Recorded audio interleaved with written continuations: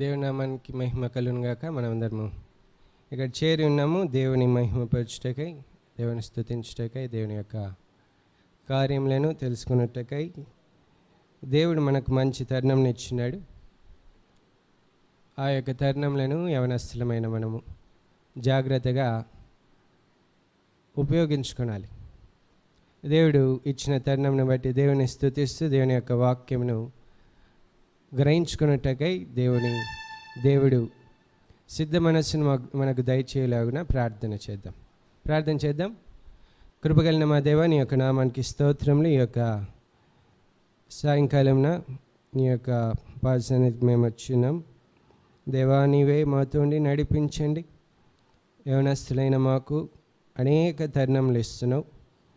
ఓ తండ్రి, ఆ తరుణములను జాగ్రత్తగా ఉపయోగించుకునేట్టుకు సహాయం చేయండి. మరి నాయన, వచ్చిన బిడ్డలందరినీ నీవే దర్శించమని వేడుకొని వచ్చినాను. నీ యొక్క పాత్రగా నేను వాడబడుటకై ఇక్కడ నేను నిలబడి ఉంటుండగా నాలో ఏ యోగ్యత లేదు, అయితే నన్ను నిలబెట్టుకున్నావు. ఓ తండ్రి, అయితే నువ్వు పరిశుద్ధపరుస్తేనే, నా పెదవులను ముడితేనే, నా హృదయం అంతటిని, అంతరంగం అంతటిని బాగు చేస్తేనే నేను ఇక్కడ నీ మాటలు చెప్పగలను. అది ప్రభావితంగా ఉంటాయి. నీవే కనికరించి నన్ను పరిశుద్ధపరిచి నీ యొక్క సేవలు వాడుకోవడమని వేడుకొని వచ్చినాను. నీవే వచ్చిన బిడ్డలందరినీ దర్శించండి. కొద్దిసేపు పాటల ద్వారా నిన్ను మహిమపరచబోతుండగా నాయన, నీ యొక్క సన్నిధిని మేము అనుభవిస్తూ సంతోషముతో నిన్ను ఆరాధించు వరంగా ఉండటకు సహాయం చేసి నడిపించమని క్రీస్తు ప్రభు నామమున అడిగి ప్రార్థిస్తున్నాను తండ్రి. ఆమేన్.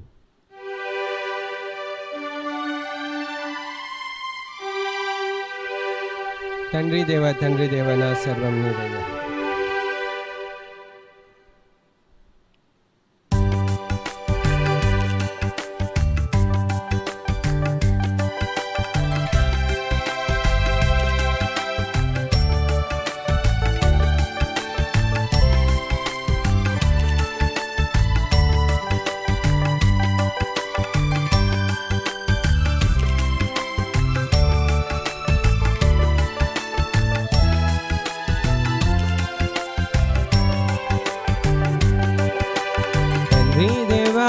తండ్రి దేవా నా సర్వం నీవయ్యా, నీవుంటే నాకు చాలు.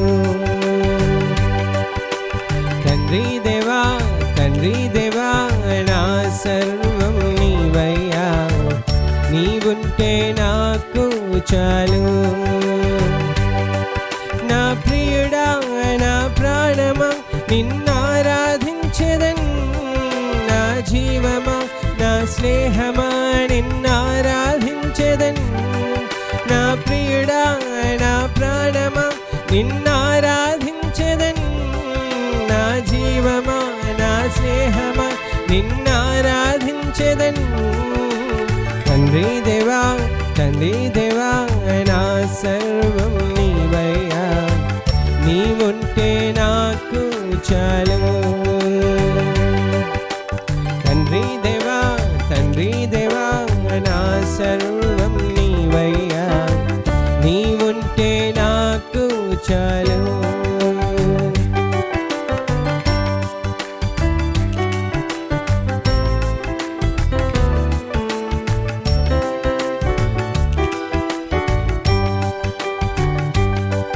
నీ ప్రేమ వర్ణించుట నా వల్ల కాదయ్యా, నీ కార్యములు వివరించుట నా బ్రతుకు చాలదయ్యా.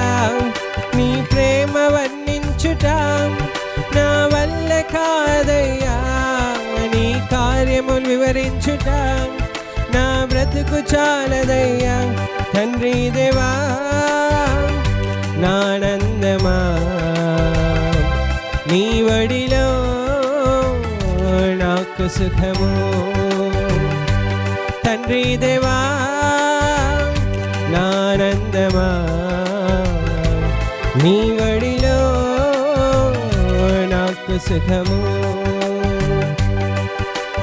తండ్రి దేవా నా సర్వం నీవయ్యా, నీవుంటే నాకు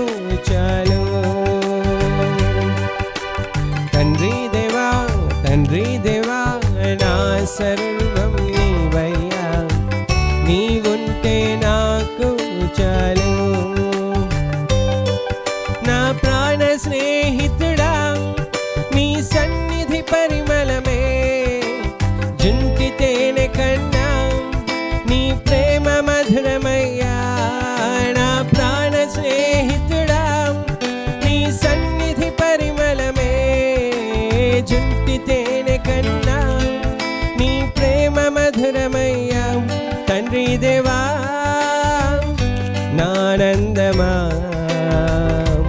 నీ వడిలో నాకు సుఖము తండ్రి దేవా నానందమా నీ వడిలో నాకు సుఖము తండ్రి దేవా నా సర్వం నీవయ్యా నీవుంటే నాకు చాలు తండ్రి దేవా నా సర్వం నీవయ్యా నీవుంటే నాకు చాలు నా ప్రియుడా నా ప్రాణమా నిన్నారాధించెదన్ నా జీవమా నా స్నేహమా నిన్నారాధించెదన్ నా ప్రియుడా నా ప్రాణమా నిన్నారాధించెదన్ నా జీవమా నా స్నేహమా నిన్నారాధించెదన్ తండ్రి దేవా నా సర్వం నీవయ్యా నీవుంటే నాకు చాలు తండ్రి దేవా నా సర్వం నీవయ్యా నీవుంటే నాకు చాలు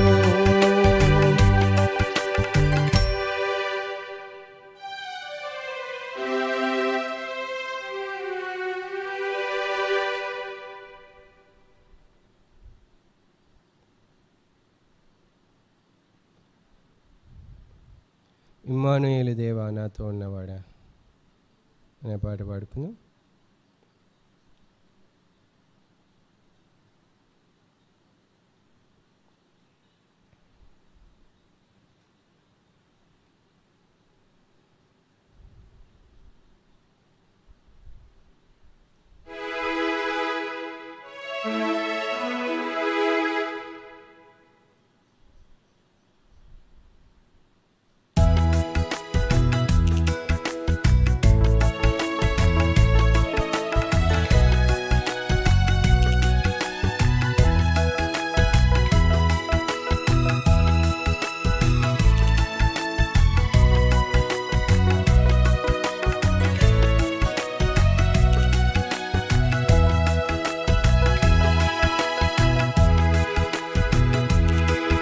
ఇమ్మానుయేలు దేవా నాతో ఉన్నవాడా నా కొండ కోట నీవే దేవా ఇమ్మానుయేలు దేవా నాతో ఉన్నవాడా నా కొండ కోట నీవే దేవా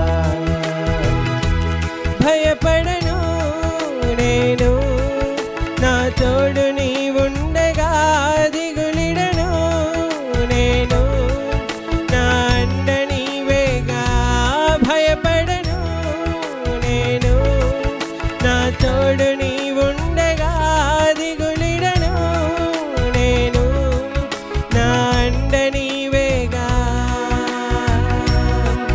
ఇమ్మానుయేలు దేవా నాతో ఉన్నవాడా నా కొండ కోట నీవే దేవా ఇమ్మానుయేలు దేవా నాతో ఉన్నవాడా నా కొండ కోట నీవే దేవా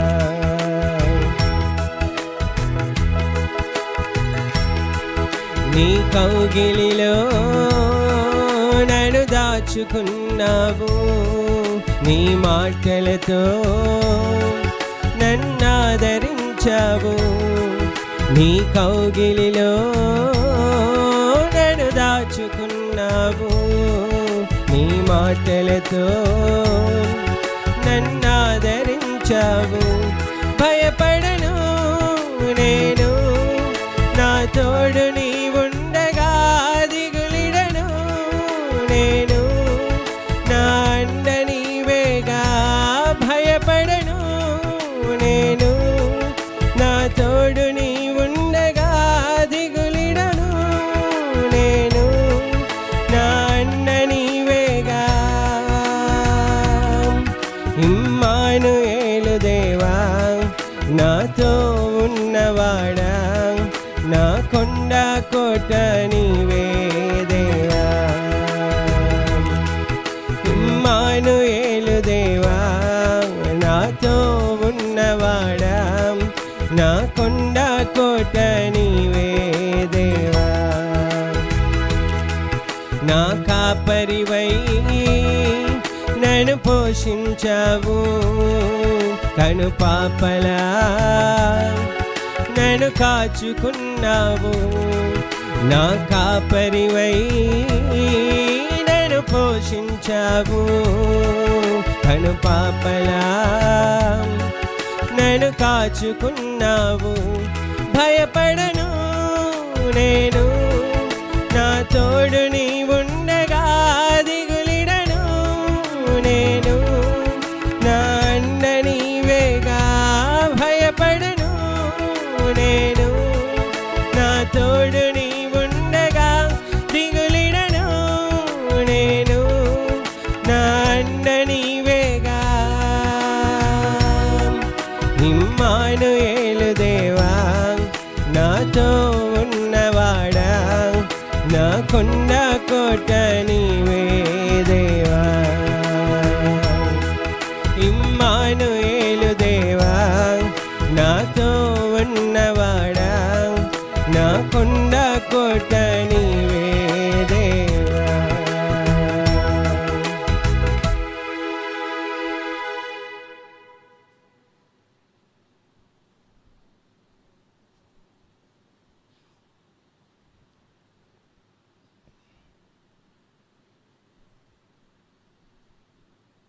ప్రేమపూర్ణుడు ప్రాణనాథుడు అనే పాట పాడుకుందాం.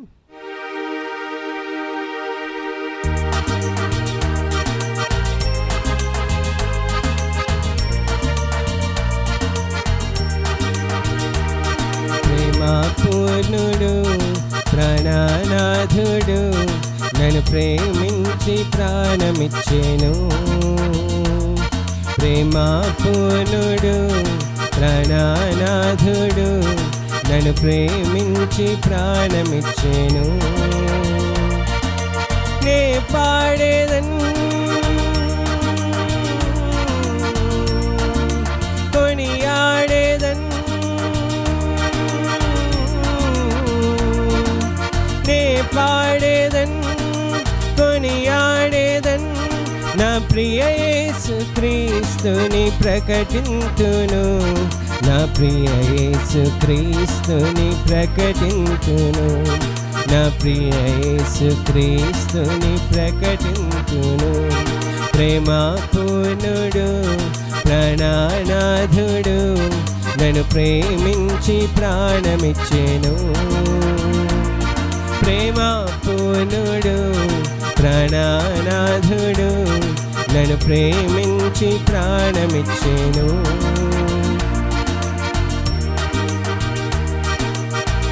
లోయల కంటే లోతైనది నా యేసు ప్రేమ, గగనము కంటే ఎత్తైనది కలువరిలో ప్రేమ. లోయల కంటే లోతైనది నా యేసు ప్రేమ, గగనము కంటే ఎత్తైనది కలువరిలో ప్రేమ. యేసుని ప్రేమ వెలయంతో ఇహమందైనా పరమందైనా, యేసుని ప్రేమ వెలయంతో ఇహమందైనా పరమందైనా, వెలా కట్టలేనిది కలువరిలో ప్రేమ, కలువరిలో ప్రేమ నాకై వెలి అయిన ప్రేమ, కలువరిలో ప్రేమ నాకై వెలియైన ప్రేమ, ప్రేమ పూర్ణుడు ప్రాణనాథుడు నన్ను ప్రేమించి ప్రాణమిచ్చెను. ప్రేమ పూర్ణుడు ప్రాణనాథుడు నన్ను ప్రేమించి ప్రాణమిచ్చెను. నే పాడేదన్ కొనియాడేదన్,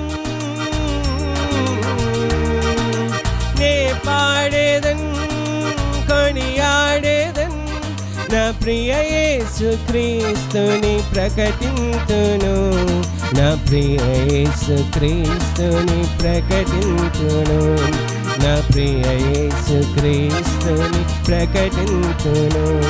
ప్రేమ పూర్ణుడు ప్రాణనాథుడు నన్ను ప్రేమించి ప్రాణమిచ్చెను.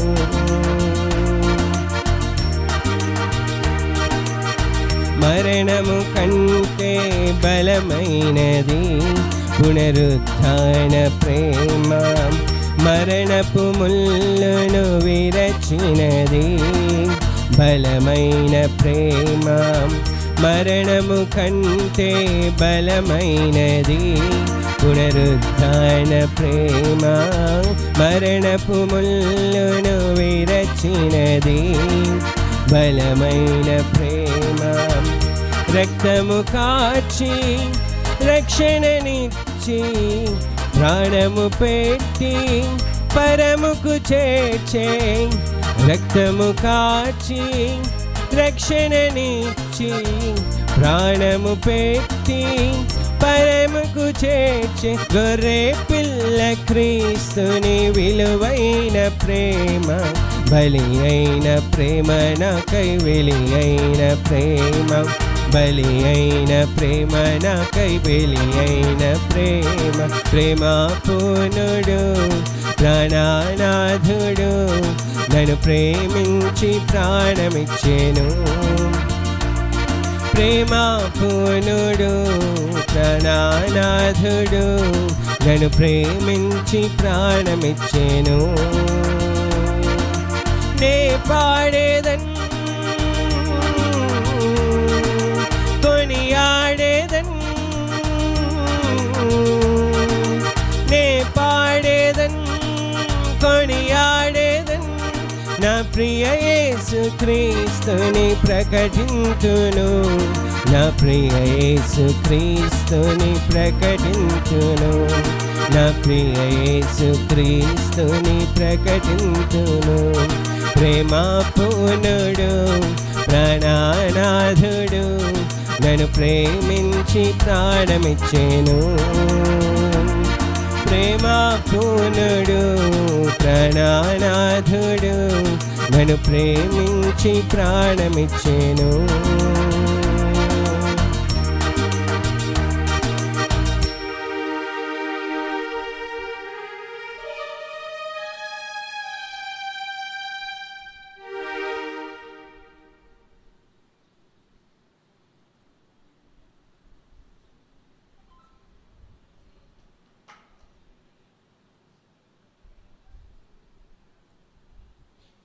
ఇంకోటి ఏదైనా పాట చెప్పండి.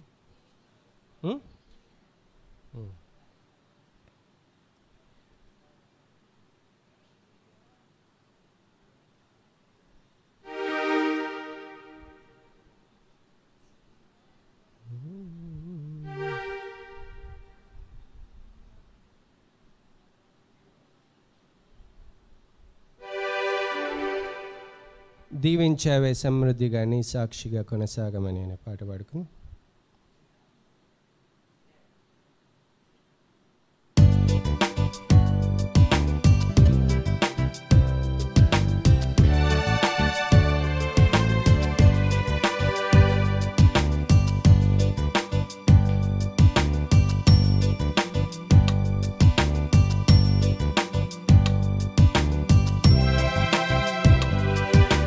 దీవించవే సమృద్ధిగా నీ సాక్షిగా కొనసాగమని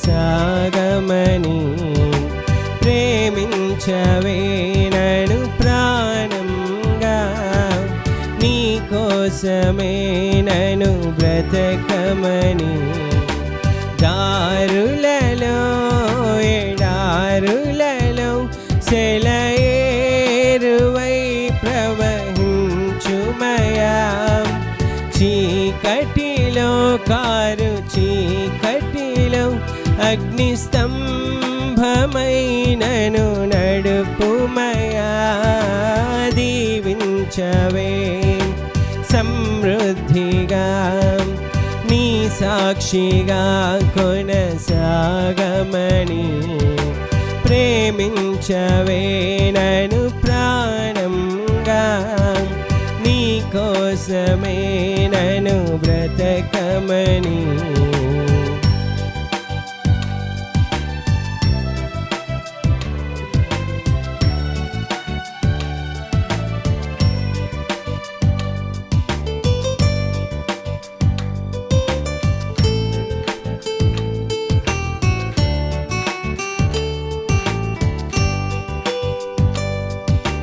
నువ్వే లేకుండా నేనుండలేను యేసయ్యా నీ ప్రేమే లేకుండా జీవించలేను యేసయ్యా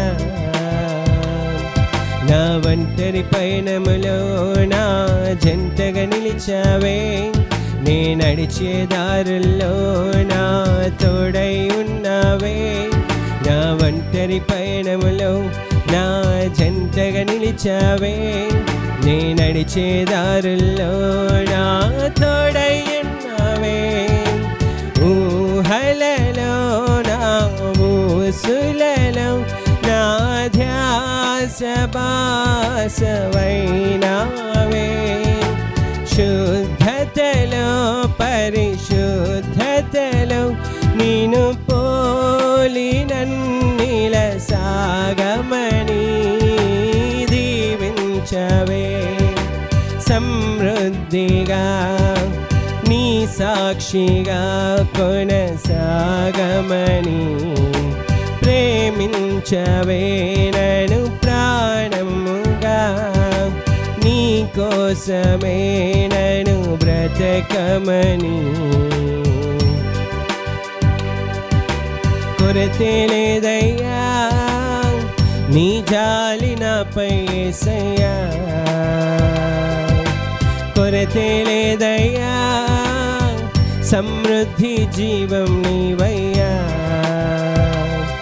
నా కన్నీరంతా తుడిచావే కన్న తల్లిలా నా కొదువంతా తీర్చావే కన్న తండ్రిలా నా కన్నీరంతా తుడిచావే కన్న తల్లిలా నా కొదువంతా తీర్చావే కన్న తండ్రిలా ఆశలలో నిరాశలలో నేనున్నా నీకని అన్నావే పోరులలో పోరాటములో నా పక్షముగానే నిలిచావే దీవించవే సమృద్ధిగా నీ సాక్షిగా కొనసాగమని ప్రేమించవే నన్ను ప్రాణంగా నీ కోసమే నన్ను బ్రతకమని దారులలో ఎడారులలో సెలయేరువై ప్రవహించుమయా చీకటిలో కారు చీకటిలో అగ్నిస్తంభమైనను నడుపుమయా దీవించవే సమృద్ధిగా నీ సాక్షిగా కొనసాగమని ప్రేమించవే నన్ను ప్రాణంగా నీ కోసమే నన్ను బ్రతకమని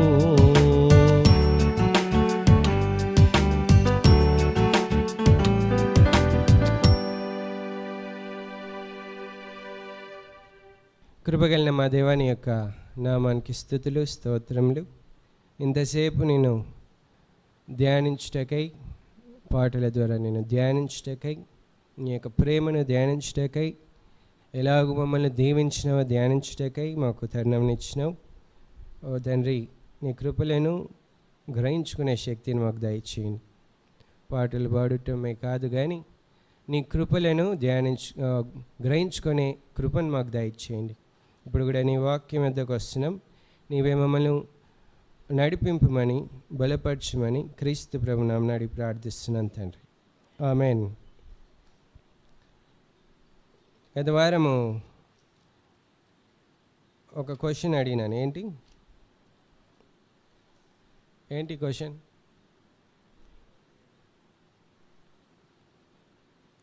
త్వరగా కంప్లీట్ చేసుకోవాలి. ఏంటి క్వశ్చన్?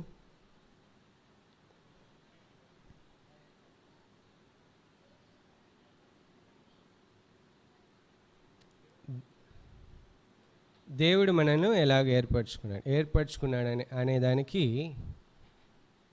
కన్ఫర్మేషన్ ఏంటి?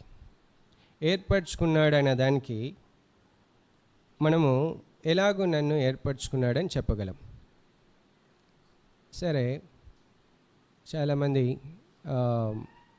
దేవుడు నన్ను ఏర్పరచుకున్నాడు అనే ఒక కన్ఫర్మేషన్ కానీ, ఒక నిశ్చయత కానీ, లేదా ఒక ఆలోచన కానీ లేకుండా ఉన్నది గత వారము క్వశ్చన్ అడిగినప్పుడు. అయితే దేవుడు ఏర్పరచుకున్నాడా లేదా, దేనికి ఏర్పరచుకున్నాడు, దేని నిమిత్తమై నన్ను ఎన్నుకున్నాడు అనేది ముఖ్యమైనది. సరే, ఈ యొక్క దినమున దేవుడు ఎన్నుకున్నప్పుడు ఆయనకు మనము ఎలాగ ఉండాలి, ఆయన పట్ల మనము ఎలాగ జీవించాలి అనేది తెలుసుకోవాలి. ఒక మీలో నుంచి ఒకరు ఏం చెప్పినారంటే, నా ఆలోచనల మీద నేను ఆధారపడుచున్నాను అని చెప్పినారు. తర్వాత గర్వం ఉన్నది, నా ఆలోచనల మీద నేను ఆధారపడుచున్నాను, దేవునికి నా మనసులో చోటు ఇవ్వడం లేదు అని చెప్పినారు. అయితే దేవుడు ఏర్పరచుకున్నాడో లేదో అనేది ఎందుకు గ్రహింపు లేదంటే, దేవునికి మన మనసు ఇవ్వలేదు గనుక. దేవునికి మన మనసు ఇవ్వలేదు గనుక. కాబట్టి మనము దేవుని ఏర్పాటులో ఉన్నామో లేదో మనం ముందుగా తెలుసుకోవాలి. సరే, ఏర్పరచుకున్నప్పుడు దేని నిమిత్తమై గ్రహింపు ఎందుకు లేదనేది కూడా తెలుసుకోవాలి. ఈ దినమున దేవుని మీద ఆధారపడుటలేదు. ఎందుకు? దేవునికి నీ యొక్క మనస్సులో దేవునికి చోటు ఇవ్వడం లేదు. ఎందుకు అనే కార్యమును, యవనస్తులలో ఇలాంటి కార్యము లేదా ఈ పరిస్థితి ఎందుకు వస్తుంది అనేది మనము చూసుకొని ముగించుకుందాం. యవనస్తులలో ఈ పరిస్థితి ఎందుకు వస్తుంది? ఇక్కడ ఉన్న వారిలో పోయినసారి ఈ ప్రశ్న వేసినప్పుడు దేవుడు నన్ను ఎన్నుకున్నాడా అనే క్వశ్చన్ మార్క్ చాలామందిలో ఉంటుంది. దేవుడు ఏర్పరచుకున్నాడా? కారణం ఏంటి? వారికి ఆ క్లారిటీ లేదు. అందరినీ దేవుడు ఒకే పని నిమిత్తమే ఏర్పరచుకోలేడు. పోయిన వారం కూడా చూసుకున్నాం. అందరినీ ఒకే పని నిమిత్తమే ఏర్పరచుకోలేదు. అయితే ఏర్పాటు అనేది చాలా విధాలుగా ఉంటుంది. ఇశ్రాయేలు ఏర్పరచబడిన జనం. అలాగనే క్రైస్తవులు దేవుని ఎరిగిన జనము, దేవుడు ఏర్పాటు చేసుకున్న జనం. దేవుడు ఏర్పాటు చేసుకున్నాడు, అందుకే మనము ఆ క్రైస్తవ జీవితంలోనికి వచ్చినాం. ఎందరైతే క్రీస్తు ప్రభును అంగీకరిస్తారో లేదా క్రీస్తు ప్రభును తెలుసుకోగలరో వారే క్రైస్తవులుగా మారగలరు. అందరూ మారలేరు. ఎంతమంది దేవుడు నన్ను ఏర్పాటు చేసుకున్నాడని గ్రహించుకోగలరో వారే మార్పు చెందగలరు, అందరు మార్పు చెందలేరు. మీరు చాలామంది చాలా టెస్టిమనీస్ విని ఉంటారు. దేవుడు వారిని ఎలాగ ఏర్పాటు చేసుకున్నాడు అన్నప్పుడు వారికి ఆ గ్రహింపు అయింది కాబట్టి, ఆ గ్రహింపులోనికి వచ్చినారు కాబట్టి వారికి అర్థమైంది. మనము ఆ గ్రహింపులోనికి రాలేదంటే ఇంకా దేవునికి మన మనస్సులో చోటు ఇవ్వలేదు అనేది గుర్తుపెట్టుకోవాలి. సరే, ఎందుకు మనము దేవుని మీద ఆధారపడకుండా ఉంటాం? దేవునికి ఎందుకు మన మనస్సులో చోటు ఇవ్వకుండా ఉంటాం అనేది మనము చూసుకుంటే, ప్రస్తుత కాలంలో కాదు కానీ యవనస్తులలో దేవుని యొక్క కార్యములకు ఒబే చేసే మనసు ఎందుకున్నదంటే, వారి యొక్క సొంత ఆలోచనలు, వారి యొక్క సొంత జ్ఞానం అనుసరించి నడుచుటని బట్టి, వారి యొక్క సొంత జ్ఞానము, వారి యొక్క సొంత ఆలోచనలు, సొంత తలంపులను బట్టి నడుచుకునేట వల్లనే. ఎగ్జాంపుల్గా చెప్పాలంటే, మనము దాని మీద మన మనసును పెట్టుకున్నప్పుడు, లేదంటే చాలామంది యవనస్తులు ఒక ఎయిమ్ పెట్టుకొని వారు ఒక ఎయిమ్లోకి రీచ్ అవ్వాలని ఒక టార్గెట్ పెట్టుకొని పోతుంటారు. ఐఏఎస్, ఐపీఎస్, లేదా గ్రూప్స్ ప్రిపేర్ అయ్యే వాళ్ళు గ్రూప్స్ ప్రిపేర్ అయ్యి మంచి పొజిషన్లో ఉండాలని ఆ టార్గెట్ పెట్టుకున్నప్పుడు మిగతా ప్రపంచం అంతా వాళ్ళకి తెలియదు. ఆ టార్గెట్ పెట్టుకున్నప్పుడు మిగతా ప్రపంచం అంతా వారికి తెలియదు. అలాగనే క్రీస్తు ప్రభును ఎందుకు తెలుసుకోలేకున్నారంటే, వారి యొక్క సొంత తలంపులు, వారి యొక్క సొంత జ్ఞానంను పెట్టుకున్నారు కాబట్టి క్రీస్తు ప్రభుని తెలుసుకోలేదు. ఇంకో విధంగా చెప్పాలంటే, క్రీస్తు ప్రభు యొక్క తలంపులకు మన మనస్సులో చోటు ఇవ్వడం లేదు. అందుకే యవనస్తులు మార్పు చెందకుండా ఉంటారు. అలాగనే అందుకే ఎన్ని సంవత్సరాలుగా మార్పు చెందాలని ఆశపడినా, ఎన్ని సంవత్సరాలుగా పాపంలోంచి బయటికి రావాలని ఉద్దేశించినా వాళ్ళు రాలేరు. కారణం ఏంటంటే, వారి మనస్సులో, అందుకే దేవుని వాక్యములో రాయబడుతుంది, వారి హృదయంలో దేవునికి చోటు ఇవ్వలేకపోయారు గనుక భ్రష్ట మనసుకు అప్పజెప్పినని రోమీయులకు రాసిన పత్రికలో రాయబడుతుంది. భ్రష్ట మనసు ఎట్లా వస్తుందంటే, దేవునికి చోటు ఇవ్వకుండా ఉండటం వలన. యవనస్తులలో ఎలాంటి లోకంలో ఉన్న ఒక వస్తువు మీద కానీ, లేదా ఒక వ్యక్తి మీద కానీ, లేదా ఒక కల్చర్ మీద కానీ తలంపులు ఉన్నప్పుడు దేవుని యొక్క తలంపులకు చోటు ఇవ్వరు. అంతేనా? ఇప్పుడు నీవు ఎందుకు మార్పు చెందలేదంటే దాని ఆన్సర్ ఏం తెలుసా? దేవుని యొక్క తలంపులకు నీ మనసులో చోటు లేదు కనుక మార్పు చెందలేదు. కారణం ఏంటి? ఒక వస్తువుని నీ తలంపుల్లో ఉంది, లేదా ఒక వ్యక్తి నీ తలంపుల్లో ఉన్నాడు, లేదా లోకము నీ తలంపుల్లో ఉంది, లోకపు కల్చర్ నీ తలంపుల్లో ఉంది. కాబట్టి బయటికి రాలేవు. నువ్వు ఎంత ప్రయత్నించినా బయటికి రాలేవు. ఈ సెషన్స్ ఫస్ట్ స్టార్టింగ్ మెసేజ్లో ఏం చూసినాము? నాశనకరమైన గుంట, జిగటగల దొంగ ఊబి, దాంట్లో పడిన తర్వాత బయట నుంచి రాలేము అని చెప్పినానా? మనం ధ్యానించుకున్నామా? అట్లనే ఈ తలంపుల్లో పడిన వారు క్రీస్తు ప్రభు తలంపులకు తావివ్వరు. అందుకే వారికి పరిశుద్ధత అయినా, దేవుని యొక్క వాక్యం అన్నా, లేదా దేవుని నడకన్నా ఏమీ తెలియదు. యవనస్తులలో చాలామంది దేవుని నడకను ఎందుకు అనుసరించలేకపోతున్నారంటే, దేవుని క్రీస్తు ప్రభు యొక్క ఫుట్ స్టెప్స్లో ఎందుకు నడవలేకున్నారంటే, వారి యొక్క తలంపులన్నీ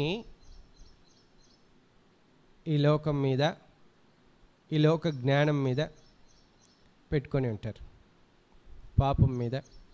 అందుకు పాపము మీద తలంపులు పెట్టుకున్న వారు దాన్నే చేయుటకు ఇష్టపడుతుంటారు. ఇంకా దేవుడు గుర్తురాడు, బైబిల్ గుర్తురాదు, వాక్యం చదువుట గుర్తురాదు, ప్రార్థన అనేది గుర్తురాదు. ఎంతసేపు ఆ పాపం మీదనే తలంపు ఉంటుంది, ఎంతసేపు ఆ లోకం మీదనే తలంపు ఉంటుంది. వాస్తవమే కదా? ఇప్పుడు దీంట్లోంచి బయటికి రావాలి. మనము ఎంత పొరపాటు చేస్తున్నామంటే దేవుని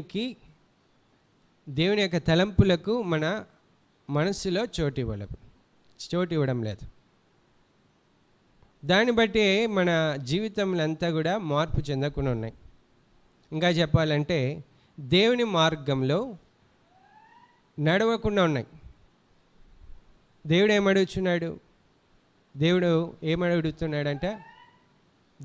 అడుగుతున్నాడంట?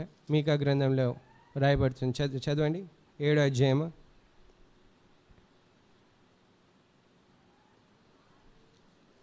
6వ అధ్యాయం 8వ వచనం.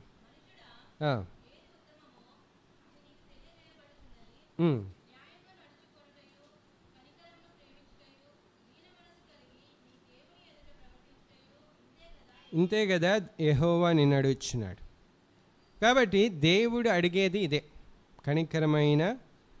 కనికరమును ప్రేమించుట, న్యాయంగా నడుచుకునుట, దీన మనస్సు కలిగి నీ దేవుని ఎదుట ప్రవర్తించుట. ఇవి ఎలాగ తెలుస్తాయంటే ఇవి చేయాలని, ఈ నడక నేను నడవాలనేది ఎలాగ తెలుస్తుందంటే, నీలో ఉన్న ఆ విగ్రహములు, లోకం కానీ, సెల్ కానీ, లేదా ఇంకా ఏ రకమైన పాపములు కానీ, ఆ విగ్రహములు పోయినప్పుడు అప్పుడు ఈ కార్యములు నీకు అర్థమవుతాయి. అంతవరకు నీకు దేవుని యొక్క నడక అర్థం కాదు. మనం ఒకసారి మన జీవితంలో చూసుకుంటే దేవుని నడక ఎంత పరిశుద్ధమైంది,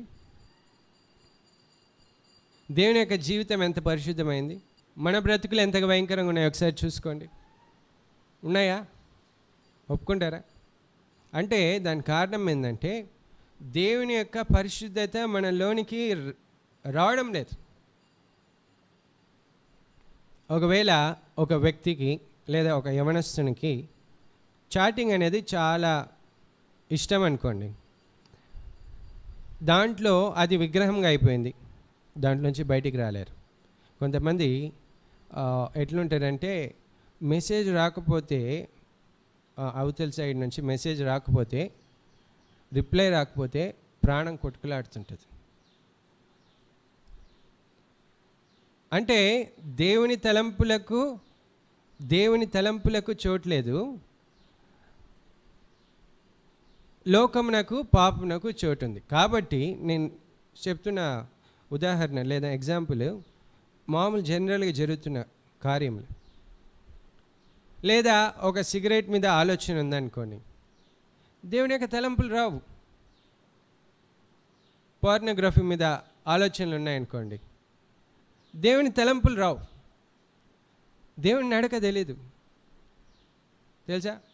దేవుని నడక తెలియదు, దీన మనస్సు అనేది తెలియదు, కనికరంగా ఎలాగుండాలి తెలియదు, పరిశుద్ధంగా ఎలాగుండాలి తెలియదు. అందుకే మన చేతులను, కాళ్ళను, నోటిని, పెదవులను అన్నిటినీ అపవిత్రపరచుకుంటుంటాం. కానీ దేవుని నడక అట్లాంటిది కాదు కదా. కాబట్టి నీ యొక్క నడవడిక అంతటిని దేవునికి అప్పగించాలని వాక్యం రాయబడుతుంది. నీ నడవడిక అంతటిని. చాలామంది యవనస్తులు అనేక దినముల నుంచి ఇదే ఫెయిల్యూర్లో ఉన్నారు, కానీ దాని నుంచి బయటికి వచ్చే పరిస్థితులు కనపడడం లేదు. దేవుని యొక్క తలంపులనే త్రోసివేసే పరిస్థితి, అంటే రిజెక్ట్ చేస్తున్నాం. దేవుని యొక్క తలంపులను రిజెక్ట్ చేస్తున్నాం. దేవుడు కయీనుతో మాట్లాడుతున్నాడు. ఏమని మాట్లాడుతున్నాడు?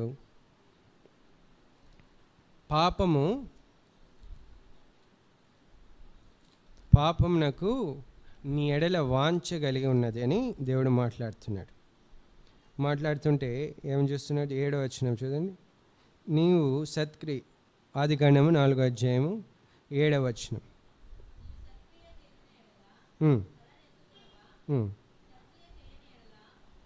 వాకిట పాపము పొంచి ఉండును, నీ ఎడల దానికి వాంఛ కలుగును. వాకిట పాపం పొంచి ఉన్నది అని చెప్తుంటే ఆ మాటలకు రియాక్ట్ కాలేదు, దాన్ని రిజెక్ట్ చేస్తున్నాడు. చాలామంది దేవుని యొక్క వాక్యంను రిజెక్ట్ చేస్తున్నారు, దేవుని యొక్క తలంపులను రిజెక్ట్ చేస్తున్నారు. దేవుని యొక్క ఆలోచనలకు నీలో తావు లేకుండా ఉంది. అలాంటి వారి యొక్క సొంత ఆలోచనల మీద ఆధారపడుచుంటారు, సొంత జ్ఞానం మీద ఆధారపడుచుంటారు.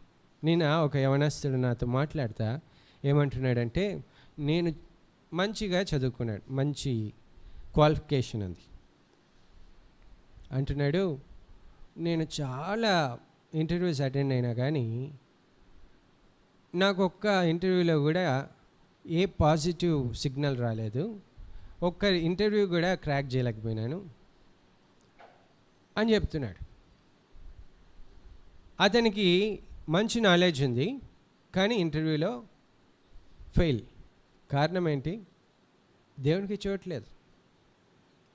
ఆ జీవితంలో ఎంత జ్ఞానం ఉన్నా, అందుకే దేవుని యొక్క వాక్యం సెలవుస్తుంది, పైనుండి జ్ఞానం రావాలంట, పైనుండి జ్ఞానంగా. కాబట్టి ఎంత జ్ఞానం మీద ఆధారపడినా ఆ జ్ఞానం నిన్ను పైకి లేవనెత్తలేదు. బాగా గుర్తుపెట్టుకోండి, మీరెంత చదివినా, ఎంత జ్ఞానం ఉన్నా, దేవుడు నీతో లేకపోతే అంత శూన్యమే. ఏం చదువుకున్నా అంటే చదవకుండా పోయారు ఎగ్జామ్స్కి. జ్ఞానం తక్కువ ఉన్నా, ఇట్లా చెప్తే చాలా బెటర్, జ్ఞానం తక్కువ ఉన్నా దేవుడి మీద ఆధారపడేవారు ఉన్నతమైన స్థానంలో అంటారు. జ్ఞానం తక్కువ ఉన్నా దేవుడి మీద ఆధారపడేవారు. కాబట్టి నీ తలంపుల్లో, నీ యొక్క ఆలోచనలో ఎలాంటి పాపము రన్ అవుతుందో ఒకసారి గమనించుకోవాలి.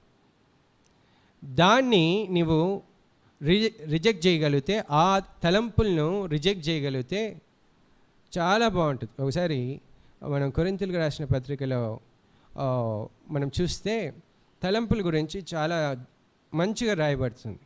అప్పుడు నేను చదివేటప్పుడు ఆ మాటను ఎట్లా అర్థం చేసుకున్నానంటే, చూడండి, కొరింథీయులకు రాసిన 2వ పత్రిక 4వ అధ్యాయము 4వ వచనం.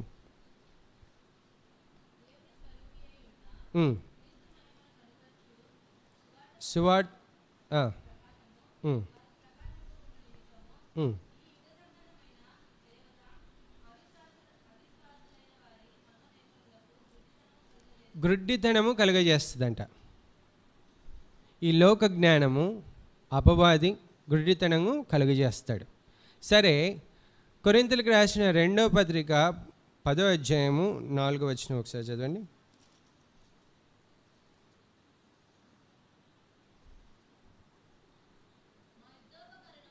5వ వచనం చదవండి. వితర్కములను దేవుని గూర్చిన జ్ఞానమును అడ్డగించు ప్రతి ఆలోచనను క్రీస్తుకు లోబడినట్లు చెరపట్టి. చూడండి ఎంత బాగుందో. అర్థమైందా మీకు ఈ వాక్యము? అర్థమైందా లేదా? అర్థం కాల? మళ్ళీ చదవండి. మేము వితర్కములను దేవుని గూర్చిన జ్ఞానమును అడ్డగించు ప్రతి ఆటంకంను పడద్రోసి. ఈ మాట జాగ్రత్త. ప్రతి ఆలోచనను క్రీస్తుకు లోబడినట్లు చెరపట్టాలి. అంటే దాని జుట్టు పట్టుకోనో, దాని చెవు పట్టుకోనో, పిండో, లాక్కొని వచ్చి క్రీస్తు ప్రభు దగ్గర పెట్టాలి. అంటే అంతగా నీ ఆలోచనలను దేవునికి లోబర్చాలి. దేవునికి సరెండర్ అయ్యే దానికి నువ్వు ప్రయత్నించాలి. నీ మనసులో పాప తలంపులే ఉండొచ్చు. నీ మనసులో గర్వపు తలంపులు ఉండొచ్చు. నీ తలంపులంతా గర్వంతో ఉండొచ్చు. నీ తలంపులంతా పాపము చేయాలని ఉండొచ్చు. నీ తలంపులంతా ఈ లోక కల్చర్. ఉదయకాలము సహోదరునితో మాట్లాడుతున్నప్పుడు కల్చర్ వచ్చేస్తుంది. ఏంటి? సిటీ కల్చర్ వస్తుంది. సరే, సిటీ కల్చర్ కడపలో వస్తుందో లేదో పక్కన పెడితే, సిటీ కల్చర్ ఎందుకు వస్తుంది? సిటీ కల్చర్ అంటే త్రాగుడు, పబ్స్, డ్రెస్సింగ్, ఇవన్నీ వచ్చేస్తాయి. ఎందుకు వస్తుంది? ప్యాంట్స్ పైకి, లెగ్గిన్స్ పైకి వేసుకోవడం, ప్యాంట్స్ టైట్గా వేసుకోవడం, ఇవన్నీ ఎందుకు వస్తుంది? క్యారెక్టర్ని పోగొట్టుకునేదానికి. ఇవి వేసుకునేటప్పుడు, లేదా ఈ కార్యములు చేసేటప్పుడు, లేదా సిటీ కల్చర్ని అనుసరించేటప్పుడు నీకు ఇది పరిశుద్ధతకు సూచన అనే క్వశ్చన్ మార్క్ రావడంలా, ఆ ఆలోచన రావడం. అంటే అక్కడే దేవుని ఆలోచనలను పడగొడుతున్నారు. అంతేనా? దేవుని ఆలోచనలను పడగొడుతున్నారు. ఆ ఆలోచనలు పడగొట్టకపోతే సిటీ కల్చర్ ఎందుకు వస్తుంది? ఏ కల్చర్ రాదు. కాబట్టి మనం అలౌ చేస్తున్నాం. అందుకే దేవుని వాక్యము క్లియర్గా చెప్తుంది, నీ స్వబుద్ధిని ఆధారం చేసుకుంటే, నీ సొంత ఆలోచనలు ఆధారం చేసుకుంటే అయిపోయి. కాబట్టి ఆ అపరిశుద్ధత అనేది రాకున్నట్లుగా నేను మాటికి చెప్తూ ఉంటాను యవనస్తులకు. ఒకసారి క్యారెక్టర్ పోయిందనుకోండి, దాన్ని మళ్ళీ సంపాదించుకోవాలంటే చాలా కష్టం. క్యారెక్టర్ ఒకసారి పోతే మనము మన ఆలోచనలు బట్టి, మన స్వబుద్ధిని బట్టి నడుచుకుంటూ క్యారెక్టర్ని పోగొట్టుకుంటున్నాం. బైబిల్ గ్రంథంలో క్యారెక్టర్ని నిలుపుకున్న వారు చాలామంది ఉన్నారు. నోవాహు, బెస్ట్ ఎగ్జాంపుల్ యోబు. ఆయన ఇచ్చిన స్టేట్మెంట్, ఆయన ఇచ్చిన విట్నెస్, టెస్టిమనీ, ఆయన విట్నెస్ లేదా టెస్టిమనీ చూస్తే, నా కన్నులతో నిబంధన చేసుకున్నాను కన్యకని నేను చూడండి. ఆ క్యారెక్టర్ చూసినావా? సరే, ఈ క్యారెక్టర్ అనేది ఏంటంటే ఒక వ్యక్తిని గూర్చి చెప్తుంటుంది. ఇతడు మంచివాడా, ఇతడు చెడ్డవాడా. ఇంకో విధంగా చూడాలంటే, ఇతను అపవాది సంబంధ, దుష్టుని సంబంధ, లేదా దేవుని సంబంధ. చాలామంది వారి యొక్క సొంత జ్ఞానం అనుసరిస్తూ, దేవుని మీద ఆధారపడకుండా సొంత ఆలోచనలకు తావిస్తూ, చుట్టూ జరుగుతున్న కల్చర్కి అలవాటు అవుతూ, చుట్టూ జీవిస్తున్న జనాలకు అలవాటు అవుతూ క్యారెక్టర్ని పోగొట్టుకుంటున్నారు. అందుకే దేవుడు ఎన్నుకున్నాడో లేదో అసలుగా అర్థం కావడం లేదు. ఎందుకు? దేవుని తలంపులే లేవు. ఇంకా దేవుడు నిన్ను ఎన్నుకున్నాడని ఎట్లా తెలుస్తుంది? తెలియడం లేదు. కాబట్టి ఆ బ్లైండ్నెస్లోంచి బయటికి రావాలి. ఇప్పుడు అర్థమవుతుంది కదా, మనము దేవుని తలంపులను అడ్డగిస్తున్నాము కాబట్టి మనము పాపంలో కానీ, మన సొంత తలంపులకు కానీ, లేదా గర్వమునకు తావిస్తున్నాం. దేవుని వాక్యం ఒకసారి చదువుకుందాం. సామెతల గ్రంథం 28వ అధ్యాయము 26వ వచనం చదవండి.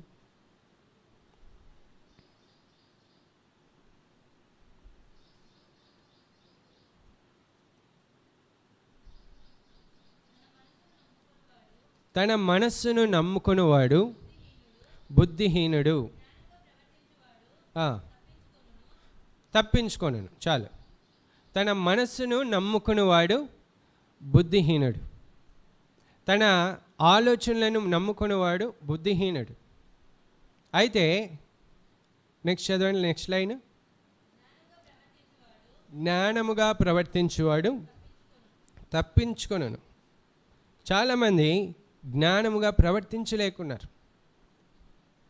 నేను ఈ స్టెప్ తీసుకుంటే ఏమవుతుంది, నేను ఇట్లా చేయటం వలన అందుకే దేవుని వాక్యంలో క్లియర్గా ఉంది. హబక్కూకు గురించి, నీ దుష్ట ఆలోచనలు బట్టి నీ ఇంటి వారికి అవమానం తెచ్చుచున్నావు. అర్థమవుతుందా? నీ దురాలోచనలు బట్టి నీ ఇంటి వారికి అవమానం తెచ్చుచున్నావు అంటే క్యారెక్టర్ పోగొట్టుకుంటున్నావు. చాలామంది ప్రేమించుకొని లేచిపోయేవారు, ఆలోచించారు, నేను నా ఇంటి వారికి అవమానం తెస్తున్నాను అంటే ఈ వాక్యం లేదు, ఈ దేవుని తలంపులు లేవు, కాబట్టి వారి ఇష్టం వచ్చినట్టు చేస్తారు. ఎక్కడ డిఫరెన్స్ వస్తుంది అర్థమవుతుందా మీకు? ఎందుకు మార్పు చెందడం లేదు అర్థమవుతుందా? ఎందుకు ఈ కల్చర్కి అలవాటు పడుతున్నారు అర్థమవుతుందా? ఎందుకు పాపమునకు అలవాటు పడుతున్నారు అర్థమవుతుందా? ఇవన్నిటికీ కారణం ఏంటంటే దేవుని ఆలోచనలు, దేవుని ఉపదేశంను త్రోసివేయటం బట్టి. ఎఫెసీయులకు రాసిన పత్రిక 4:18 చదవండి, త్వరగా ముగించుకుందాం.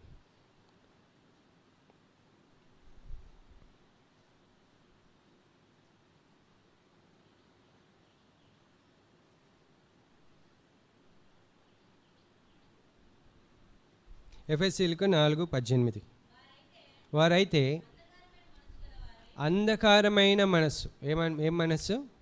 అంధకారమైన మనస్సు, అజ్ఞానము చేత దేవుని వలన కలుగు జీవంలో ఉండి వేరుపరచబడిన వారై వ్యర్థతను అనుసరిస్తున్నారు. మనస్సునకు వ్యర్థత అంటుతుందంట. ఎప్పుడు దేవుని యొక్క జ్ఞానంను కొట్టివేసినప్పుడు మనస్సునకు వ్యర్థత అంటుతుంది, మలినం అంటుతుంది. అందుకు దేవుని అర్థం చేసుకొని లేరు.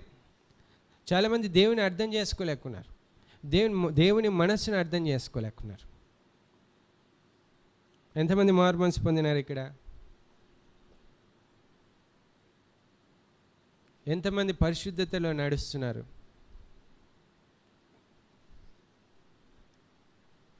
కారణం ఏంటి? దేవుని మనస్సు అర్థం చేసుకోలేకున్నారు. దేవుని మనస్సు ఏంటి, దేవుడు ఏం చెప్తున్నాడు, దేవుడు ఏమి అడుగుచున్నాడు, ఇవి తలంచలేకున్నాం. మనం దేంట్లో వెనుకడుగు వేస్తున్నామో, దేంట్లో ఫెయిల్యూర్ అవుతున్నామో అర్థమవుతుంది కదా. కాబట్టి దీన్ని సెట్ చేసుకోవాలి. మనం ఎంతకాలము పాపంలో జీవిస్తుంటాం. సేవకులు ప్రశ్నిస్తారు, మారు మనసు పొందినావా? లేదు. పరిశుద్ధత ఉందా? లేదు. కొంతమందికి కొన్ని తలంపులు ఉంటాయి. ఒకవేళ మారు మనసు పొందితే మళ్ళీ తిరిగి పడిపోతే. కాబట్టి ఎన్ని సంవత్సరాలైనా మార్పు చెందకుండా ఉంటారు. ఒకవేళ వాళ్ళు చనిపోతే, ఓ బ్రదర్ నన్ను అడిగేవాడు,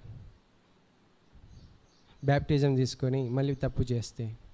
కాబట్టి ఇంతవరకు బ్యాప్టిజం తీసుకోలేదు.